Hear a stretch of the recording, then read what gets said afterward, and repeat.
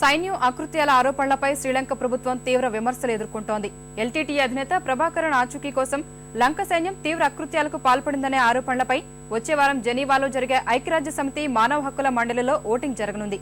ఈ నేపథ్యంలో భారత్ లంకకు వ్యతిరేకంగా ఓటు వేయాలని యూపీఏ భాగస్వామ్య పార్టీ డీఎంకే డిమాండ్ చేస్తోంది. ఎల్టీటీలపై శ్రీలంక సైన్యం చేపట్టిన అకృత్యాలు ఒక్కొక్కటిగా వెలుగులోకి వస్తున్నాయి. శ్రీలంకలో చిత్రీకరించిన యూకేకు చెందిన ఛానల్ 4లో ప్రసారం కానున్నాయి. అందులోని కథనాలు, శ్రీలంక సైనికుల దురాగతాలకు సంబంధించిన సాక్ష్యాలు ఇప్పటికే తీవ్ర దుమారం రేపుతున్నాయి.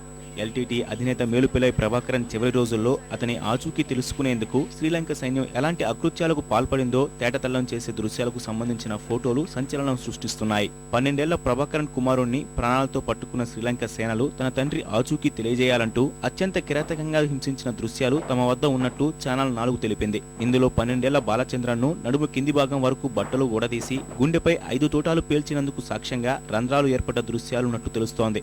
అత్యంత కిరాతకంగా చిన్నారిని పొట్టను పెట్టుకున్నారని దృశ్యాలు చిత్రీకరించిన మ్యాక్రే ఓ పత్రికకు ఇచ్చిన ఇంటర్వ్యూ ఇప్పుడు లంకతో పాటు పలు చోట్ల దుమారం రేపుతోంది. పూర్తి స్థాయి డాక్యుమెంటరీని ఛానల్ 4లో రేపు ప్రసారం చేయనున్నట్లు తెలుస్తోంది. ఈ నేపథ్యంలో లంకలో మానవ హక్కుల ఉల్లంఘనపై తీవ్ర విమర్శలు చెలరేగుతున్నాయి.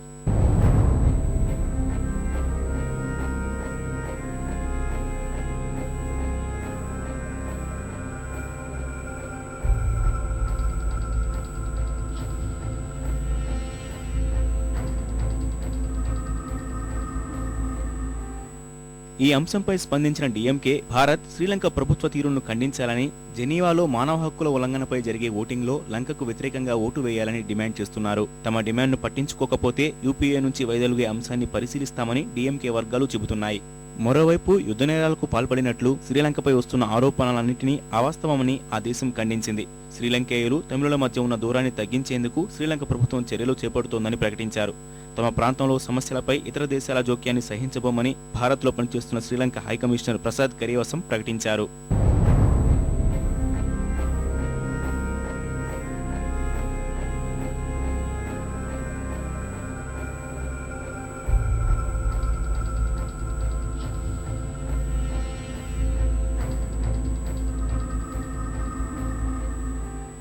అరవై నిమిషాలు నిడివిగల డాక్యుమెంటరీ యుద్ధ నేరాలకు సంబంధించిన పలు నేరాలను వెలుగులోకి తెచ్చినట్టు చెబుతున్నారు. మానవ హక్కుల ఉల్లంఘనతో పాటు సామాన్యుల ప్రాణాలను బలి తీసుకున్న శ్రీలంక సైన్యంపై విచారణ చేపట్టాలని కోరుతున్న అమెరికా ఆ దేశానికి వ్యతిరేకంగా ఐక్యరాజ్య సమితిలో తీర్మానాన్ని ప్రవేశపెట్టింది. ఈ నేపథ్యంలో శ్రీలంకకు వ్యతిరేకంగా భారత్ ఓటు వేయాలని డీఎంకే అధినేత కరుణానిధి సైతం డిమాండ్ చేస్తున్నారు.